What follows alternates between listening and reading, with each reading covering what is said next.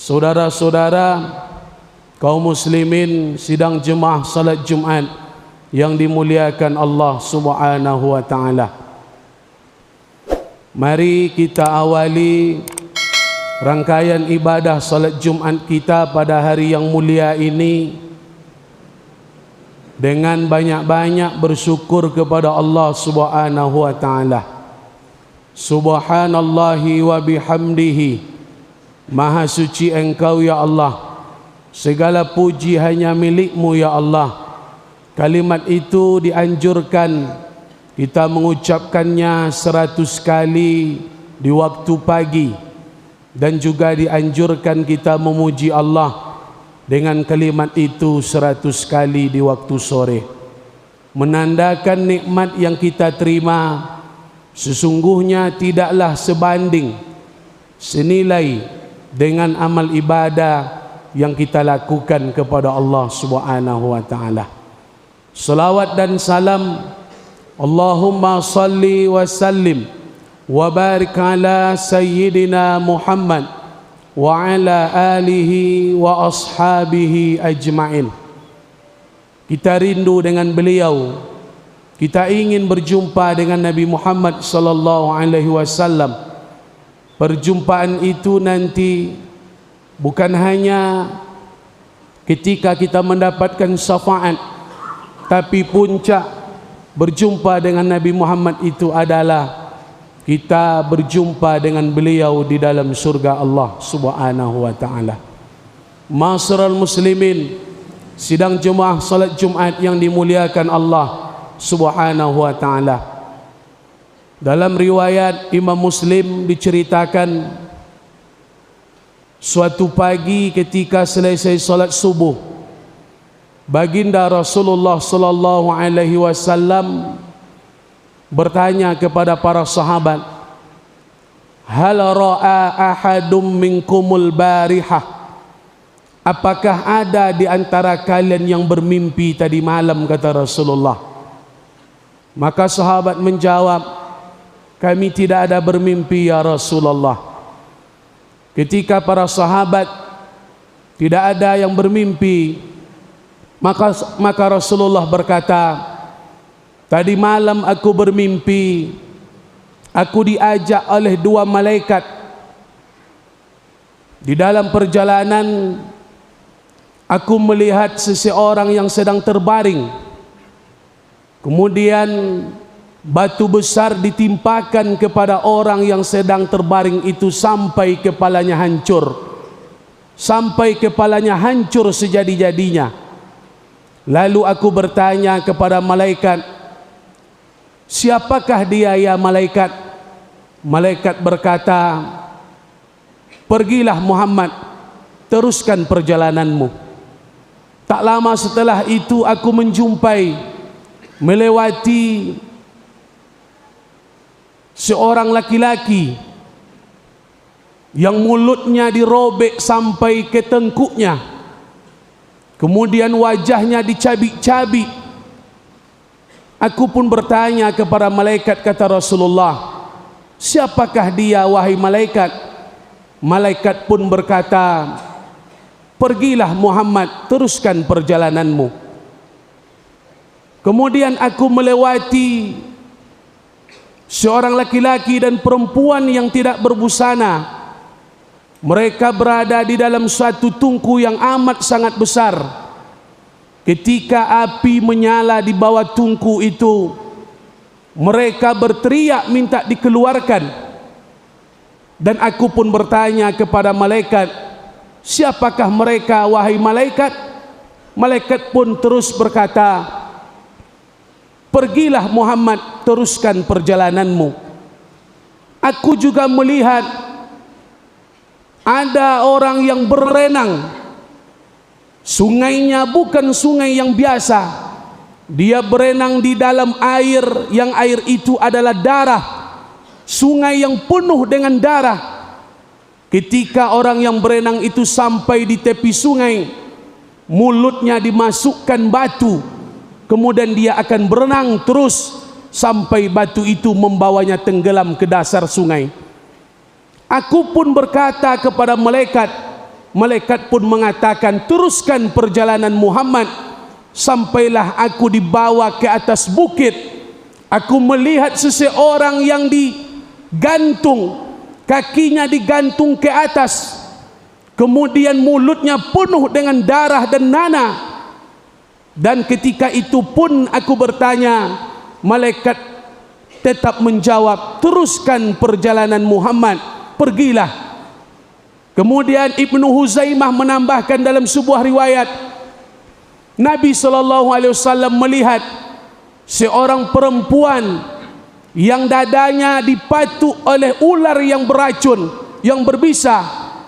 Kemudian pertanyaan itu pun dijawab oleh malaikat, teruskan perjalanan Muhammad, pergilah. Sampailah Nabi Muhammad masuk ke dalam sebuah kota yang hebat, yang indah, taman yang penuh dengan anak-anak. Di dalam kota itu beliau menjumpai arwah para orang mukmin. Kemudian Nabi juga diajak kepada suatu tempat, yang tempat itu jauh lebih indah daripada tempat yang pertama. Di tempat itu Rasulullah menjumpai arwah para orang mati syahid, para orang syuhada yang meninggal dalam peperangan semasa di dunia. Rasulullah diperlihatkan istana yang amat sangat megah. Istana itu diperuntukkan untukmu, kata malaikat kepada Rasulullah sallallahu alaihi wasallam. Lalu aku bertanya kepada malaikat, siapakah gerangan yang aku lihat semenjak dari awal tadi sampai aku ke tempat yang sangat indah ini, wahai malaikat? Malaikat pun menjawab, menjelaskan kepada Rasulullah sallallahu alaihi wasallam, orang yang engkau lihat kepalanya yang dihancurkan, orang yang berbaring sambil dijatuhkan batu yang besar ke atas kepalanya sampai hancur sehancur-hancurnya, itu adalah umatmu yang meninggalkan salat semasa hidup di dunia. Orang yang engkau lihat mulutnya dirobek, dicabik-cabik sampai ke leher, ke tengkuknya, itu adalah umatmu ketika di dunia suka menyebarkan fitnah, suka menyebarkan kabar berita yang dusta, berita-berita yang tidak benar, berita-berita hoax. Berita itu beredar kian kemari, maka azab bagi mereka adalah mulut mereka akan dicabik sejadi-jadinya sampai mulut itu pecah hingga ke leher, bahkan ke tengkuk. Orang yang engkau lihat, mereka yang berenang di sungai darah yang penuh dengan darah, kemudian dimasukkan batu ke dalam mulut mereka sampai batu itu mereka bawa, sampai mereka dibawa ke dasar sungai. Mereka adalah umatmu semasa hidup di dunia yang suka bergelut, bergelimang dengan riba. Mereka yang selalu memakan riba, itu adalah azab untuk umatmu semasa hidup di dunia, penuh dengan riba. Mereka yang engkau lihat digantung kakinya, mulutnya penuh dengan darah dan nanah, umatmu ketika di bulan suci Ramadan, mereka dengan bangga berbuka, mereka dengan bangga tidak berpuasa, padahal mereka tidak sakit, padahal mereka tidak uzur, tapi mereka berbuka di siang hari di bulan Ramadan. Mereka yang engkau lihat berteriak ingin dikeluarkan dari sebuah tungku yang amat sangat besar, umatmu ketika di dunia, mereka yang berzina, yang muda berzina, yang tua pun berzina, nanti akan dimasukkan ke dalam tungku yang besar yang tak bisa lagi dikeluarkan. Ketika engkau melihat perempuan yang dadanya dipatok oleh ular yang berbisa, yang beracun, itu adalah gambaran umatmu, seorang ibu yang telah melahirkan anaknya namun dia enggan menyusukan anaknya, dia tidak memberikan asinya kepada anak yang telah dilahirkannya. Ma'asyiral muslimin, sidang jemaah salat Jumat yang dimuliakan Allah Subhanahu wa taala. Hari ini kita hidup di dunia. Dunia ini bukanlah tempat pembalasan, saudaraku. Kenapa hari ini kita tidak melihat apa yang diceritakan oleh Rasulullah di dalam mimpinya? Karena memang mimpi itu menjelaskan peristiwa yang akan terjadi di alam sana, di alam barzah. Allah Subhanahu wa taala dengan mudah mengazab, menghukum manusia yang semasa hidup di dunia mereka ingkar kepada Allah Subhanahu wa taala. Memang dunia ini bukan tempat pembalasan. Di dunia kalau ini merupakan tempat pembalasan, maka banyak hari ini manusia yang berbuat jahat, berbuat zalim, tapi mereka dibiarkan oleh Allah Subhanahu wa taala. Kenapa? Karena memang dunia bukan tempat pembalasan. Allah sediakan akhirat, Allah sediakan alam barzah, Allah sediakan nanti pada mahsyar. Azab itu baru akan nampak ketika kita masuk ke liang lahat, ketika masuk ke alam kubur, ketika kita dibangkitkan oleh Allah, ketika kita dikumpulkan di padang mahsyar. Azab siksaan itu baru nyata. Bahkan selama ini kita mengatakan susah di dunia. Dunia ini pada hakikatnya tidak susah. Kesusahan azab di dunia tidaklah sebanding dengan kesusahan yang akan kita terima nanti di alam barzah. Kesusahan di dunia ini tak selepel, tak sebanding dengan kesusahan, siksa yang akan kita terima ketika kita dibangkitkan oleh Allah, ketika kita dikumpulkan nanti di padang mahsyar di hadapan Allah Subhanahu wa taala. Hari ini kita sibuk memikirkan bagaimana kita hidup enak, bagaimana kita makan setiap hari dengan makanan yang enak, kita tidur dengan nikmat. Padahal nikmat itu belum tentu akan kita terima di kehidupan setelah kita mati bertemu dengan Allah Subhanahu wa taala. Kullu nafsin dha'iqatul maut.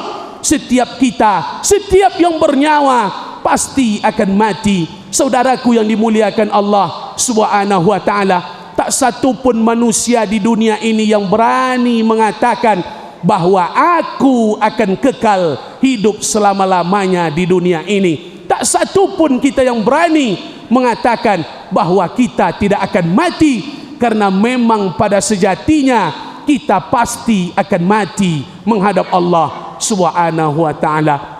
Makanya hadirin yang dimuliakan Allah Subhanahu wa taala, mari kita persiapkan bekal yang akan kita bawa bertemu dengan Allah Subhanahu wa taala. Kita yang mungkin berharap ingin meninggalkan dunia ini dalam keadaan husnul khatimah, kita ingin berharap kepada Allah kita mati dalam ketaatan kepada Allah Subhanahu wa taala. Namun ketika harapan itu tidak kita realisasikan dalam bentuk amal ibadah, bagaimana mungkin kita mati dalam keadaan husnul khatimah sementara kita tidak beramal soleh, tidak memikirkan apa bekal yang akan kita bawa mati menghadap Allah Subhanahu wa taala. Di Jumat kedua di tahun yang baru ini, kita diingatkan, kita disentuh dari lubuk hati yang paling dalam. Kita ingatkan bahwa kita adalah manusia yang diberikan kesempatan hidup oleh Allah di dunia. Berapalah lama hidup di dunia? Paling-paling 60-70 tahun. Orang-orang tua di atas kita, mereka sudah lebih dahulu meninggalkan kita. Ini bukti bahwa tidak ada manusia yang kekal hidup di dunia ini. InsyaAllah Nabi Muhammad SAW memberikan gambaran itu kepada kita agar kita yakin dengan azab, hukuman, siksaan yang Allah berikan nanti di akhirat. Memang hari ini akhirat itu hanya cerita, dunia ini nyata, tapi satu saat dunia akan tinggal cerita, akhirat itulah yang sesungguhnya nyata. InsyaAllah kita akan sampai ke masa itu. Sebelum kita sampai, persiapkan bekal, karena kita pasti akan mati menghadap Allah Subhanahu wa taala. Fa'tabiru ya ulil absar la'allakum tuflihun.